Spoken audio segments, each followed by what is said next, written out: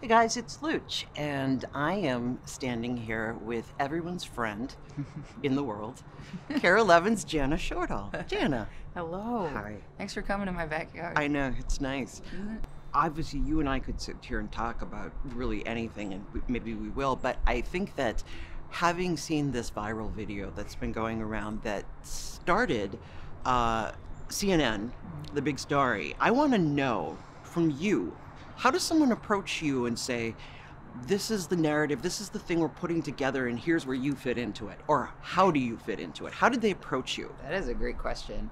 I believe I got an email last summer from a stranger at CNN saying, "Hi, my name's Jillian. I work for CNN's documentary arm, and I want to do a series about beauty and how different women define beauty within themselves." You know, unfortunately, Luch, I don't think I'm that special, but when I look around, there aren't a lot of women that look like me doing this kind of work. And so, in retrospect, knowing where I stand now and how I prepare to get ready for work or get ready to do anything, go out in public or do something like this, it's a far easier process. I am grateful for all the people that say kind things, and I'm grateful for all of the people that have reached out saying, it's because of someone like you that I see myself having a possibility of doing something like that. Right. And so that's why I'm out there. And part of responding to negative comments for me is to say enough. So I try to respond to those vitriolic attacks with kindness and dignity that they don't give me, and see what happens. It's a high road, girl, and I can tell you that when people come up to you, and I know they do, and they come up to me even and say, I have been following you for so many years, I feel like I know you. And it's like, you do. You do. You know, I mean, there's no way. It's like, I don't have like a crazy persona, and I don't think you do either. No, you know, what you see is what you get, Right. and not in a cliche way. No, Like, I don't. know. It's too exhausting I know. to have two different personas, and I don't know if I decided. I'm just being myself. And so people do, I give them what I have on the air, and it just seems more honest to do it that way for me. Right. And you and I both work different mediums, but kind of same vein. Is like, I want to be a contributing storyteller to this point in American human world global life. So I can't do that if I'm pretending. I'm not an actor. Right. I was never in drama. It terrifies me to think of a script. So they do in some ways. They don't know all of me. I think they don't understand that I can be hurt, you know, and I can be tired, and I can be quiet, and I can need my space. But I don't ever mind people approaching me if they do so with kindness and dignity. I don't mean to make light of something that was really hurtful and a sort of big deal to you about the trousers that you wear, but I was just... I like trousers much better. I was just having this conversation with somebody yesterday. The most important thing I put on is my pants. I have ruined days, whole days at work, making the wrong trouser choice in the morning, and I've literally thought I'm going to fake an injury, I'm going home. My pants, I like a good footwear, a jacket, an accessory, but if you aren't comfortable in the pants, that to me is number one. So it was ironic that should have been something that people took you to task for in such a completely vile and immature way. Yeah, I think that situation had a lot of ingredients into it beyond trousers, as you say.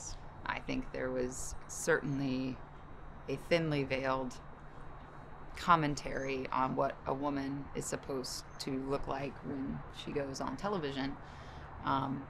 So for me, trousers, as you say, are very utilitarian. I mean, it's just the law that you have to put them on. Yeah. And so I did. And the interesting thing about being a broadcaster, radio, TV, is how much emotion you keep in check when you're reporting about something, because you do realize that people are looking to you for this sort of pulled together confidence, yet with an equal amount compassion and a sort of choking back the tears yourself because it just makes you more human. And I think that's what people gravitate towards when they're hearing about tragic stories. Right.